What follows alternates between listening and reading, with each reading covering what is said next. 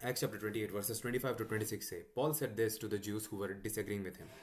He said, The Holy Spirit was right in saying to your fathers through Isaiah the prophet, Go to this people and say, You will indeed hear but never understand, and you will indeed see but never perceive. For this people's heart has grown dull, and with their ears they can barely hear,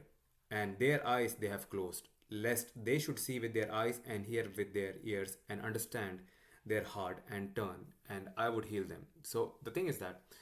constantly when you talk to people who are living an NPC life,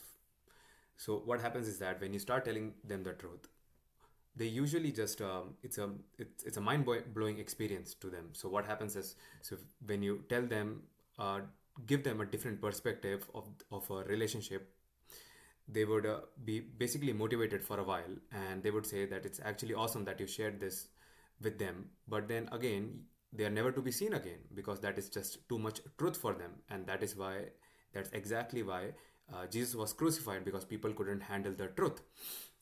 And all of these disciples were crucified because people couldn't handle the truth. So it's an age old problem where you see a red flag but then you don't want to see it because it is much comfortable to stay where you are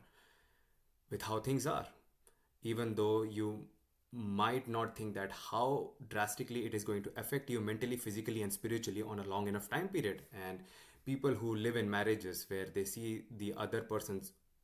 let's say flaws that is not beneficial to the marriage, they wouldn't call them out on that because they are afraid of losing them. So this concept of fear is understandable because people don't think that they can do better, and also they don't want to violate the social obligations that they have, or they think that they might look bad, which is true.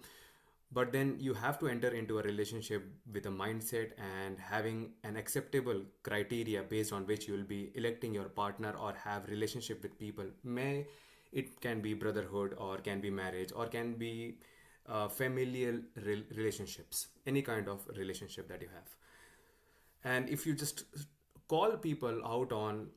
the things that they're doing but they don't want to hear you, then they just are scoffers, given that you know what you're talking about, because you have to self analyze if what you are saying is of, if it makes sense. And if it makes sense, and if you think that it will be beneficial to the person that you are in a relationship with,